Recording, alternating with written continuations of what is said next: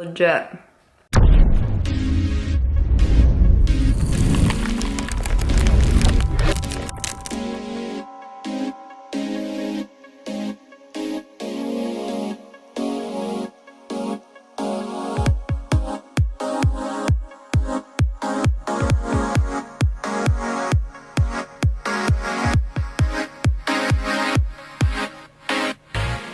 Hey guys, welcome to the second episode of Cooking with Cait. Today I'm going to show you how to make my absolute favorite protein bar recipe ever, and I will tell you why.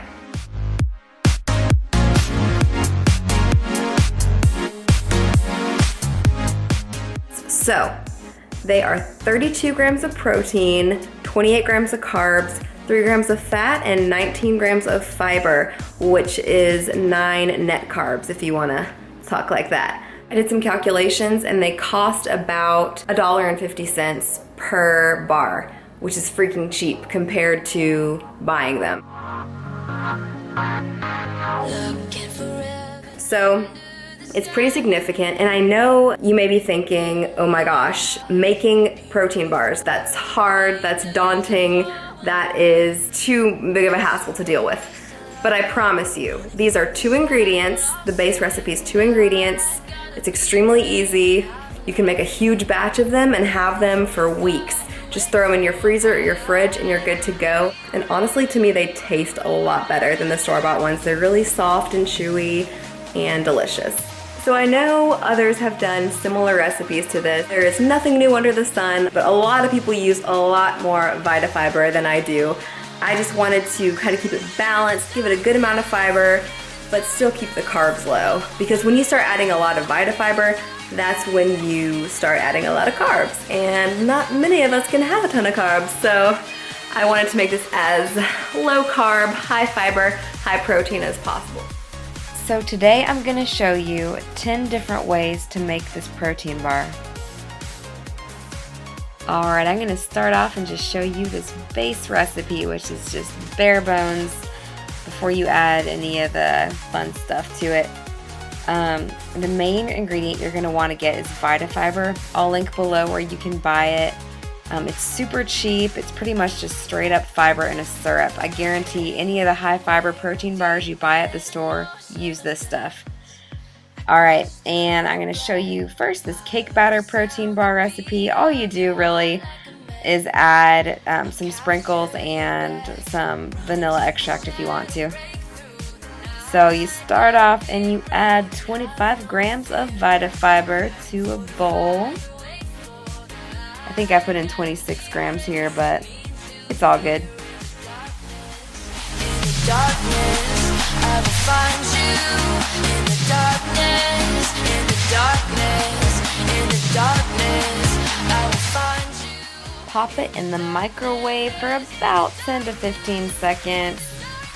Just check on it, and it's going to start bubbling a little bit. Don't let it get too crazy. Just a little bit of bubbles, and you're good. Alright, so here I'm adding in the protein powder, some vanilla extract, and stevia, mixing it together, and here's the hard part, adding in the water. Just add a teeny tiny bit of water. You gotta be careful, because if you add too much, it'll get sticky and watery, and you do not want that. You're going for a certain consistency, and I'll show you in a minute when you see the finished bar what I'm talking about.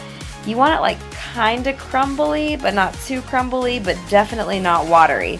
So yeah, you'll see it as I form it and I knead it into this bar shape. But you gotta knead it for a little bit, almost like bread or something.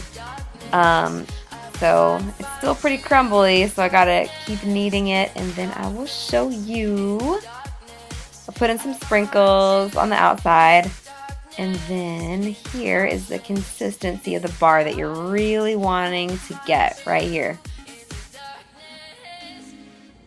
Pop it in the freezer for a couple minutes, let it get a little hard. Alright, here's how you make the cookies and cream protein bar. Same thing as before. Adding the Vita Fiber, the hot Vita Fiber, the protein powder, stevia. And I use this cookies and cream Muscle Farm. I love Muscle Farm, by the way. It's so good. use that protein. And let's see, gonna add some water. Again, just a very little bit. And then stir it some more. And then knead it. And then there is the lovely bar. Get out your Oreo. I use the end of the spoon and crunch it up. Stick it in the bowl. And I like to get it around the outside of the bar. Not really on the inside. I like it on the outside.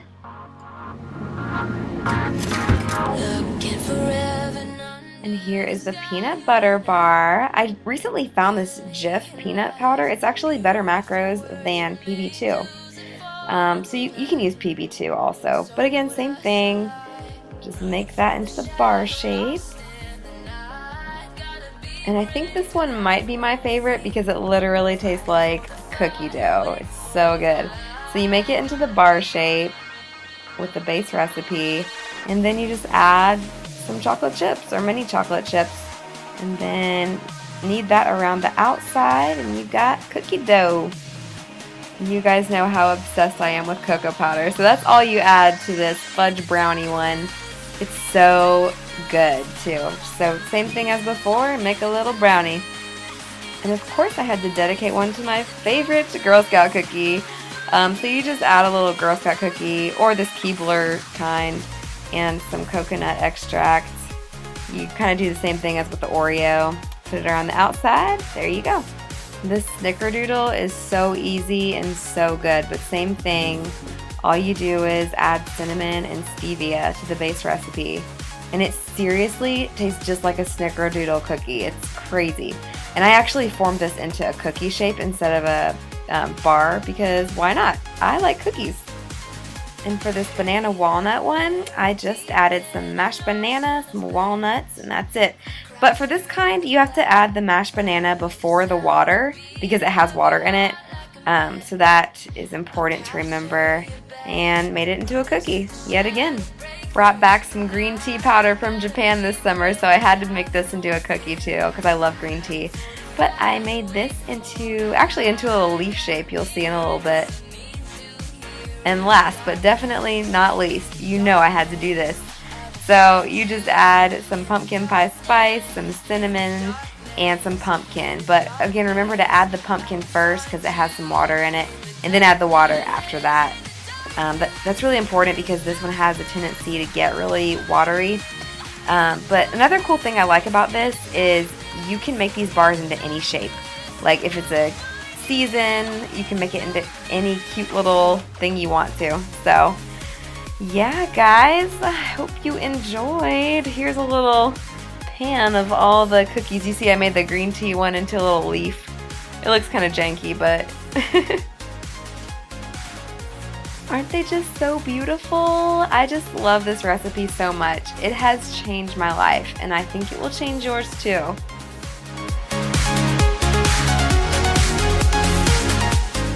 Alright, we are at the end. Please give it a thumbs up if you liked it. Subscribe to my channel. That would mean so much to me. And I will be posting a video every single Wednesday. Whoa, my face just got blurry. I'm still getting used to this camera, you guys, so woo! Yeah, I will see you guys next Wednesday.